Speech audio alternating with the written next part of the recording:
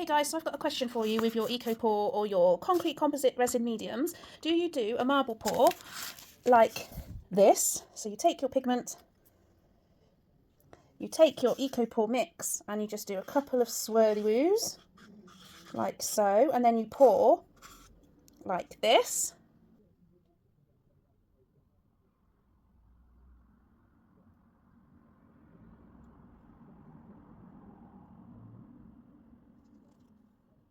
Or do you do it this way? So you mix up 2 batches of Eco Pour, plain and pigmented, and rather than putting the pigment dye straight into your Eco Pour, put your coloured mixture in instead.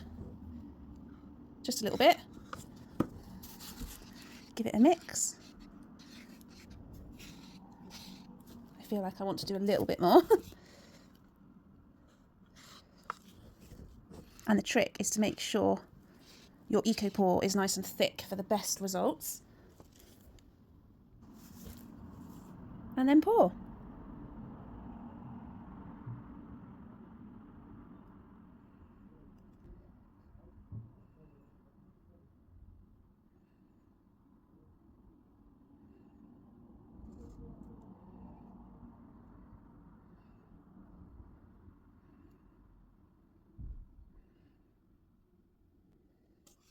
And I might use some of my leftovers because it will disappear into the middle.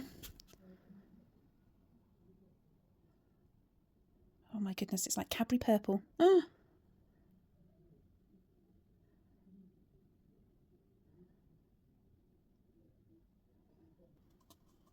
And I'm going to come back in about an hour and I'm going to show you the difference.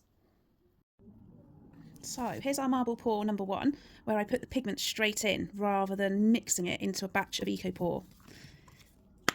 Oops, this is so tricky. I have to do it. There's no elegant way of demoulding these. Oh no.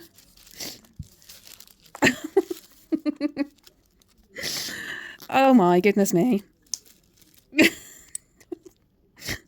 Right, I'm going to have to do it off camera because I need to use... Does anyone else demould against their tummy? Do you know what I mean? Oh my goodness, I did it. You can see that the pigment hasn't dried fully in the mould because it wasn't mixed in. Do you remember? We just dripped it straight in and did a little bit of a stir, but we didn't mix. So it needs to stay out in the air to dry off for, I would say, a few hours before you seal it, because otherwise the pigment hasn't dried sufficiently. So that's marble pour 1. You'll also want to, if you're using my pigments, which I hope you are, they're water-based. So you can just simply give your mould a wash like this. And you can take it to warm soapy water. It is a water-based pigment, so it'll come off nicely with a good scrub, and then you can use it for your next creation. So let's have a little look at marble number 2. So this is pour number 2. Now I've only left it about half an hour, so this better not fail. It's quite warm in my studio. I've had the heater on, so. And this was a pigment mixed in to the Eco Pour and then poured in to another cup of Eco Pour. I'm just demoulding it a bit carefully, guys, because I've only just made it. Wow. Wow. It looks so good. Imagine that with your little candles in. And we don't need to risk or worry about transfer here because the pigment was mixed into the Eco Pour before we started.